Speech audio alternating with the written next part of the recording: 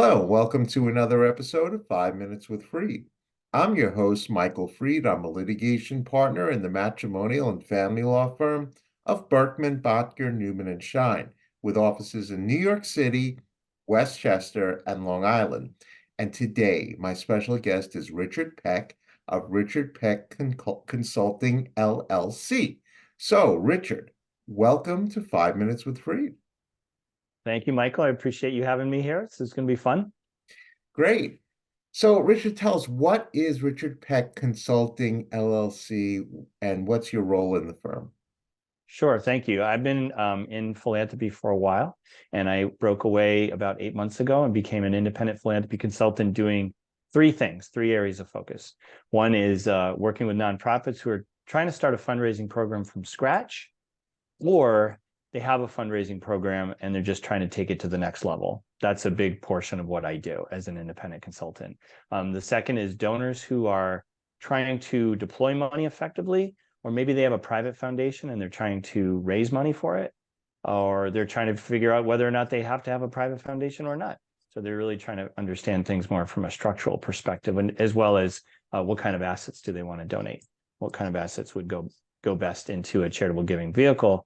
The third thing I do is ongoing education on various platforms for CPAs, wealth advisors, trust and estates attorneys, and basically people going to get CE credits or trying to learn more about charitable giving. I try to go where they are and give some sort of a presentation on 16 different ways that people can engage on the topic of philanthropy. I have 16 different presentations, and I keep developing more. So those are my three audiences: nonprofits, donors, and professional advisors. Okay, great. So, you know that I'm a matrimonial and family law attorney. When would my clients most often require your services? I would say when there's a situation where there's a couple who they've been maybe working together on philanthropy and they want to continue to do so. So they're still amicable, and they feel like that's something they still want to do together. That can happen. Or maybe they don't want to work together anymore, so now they're going to split their charitable giving program into two parts, each one doing their own thing. So that would be a good example. Maybe there's a new lease on life on it. So now the spouse, one of the spouses, can say, I don't have to negotiate with my other partner on this anymore. I can just go forward and just do what I want to do and have a new area of focus. So there's all kinds of different things. And maybe there's new charitable giving vehicles or new assets that they could be also volunteering or bringing forward. So those are situations where maybe you could spot situations where that would be appropriate. Okay, so Rick, what's the best way for a prospective client or other professional like myself to contact you?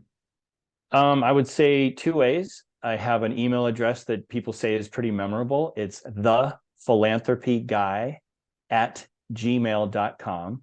And that's one way. And then the other is my phone number. My cell phone is 603-387-3897. And that's my cell phone number. And you can text or call me and I'll get back to you.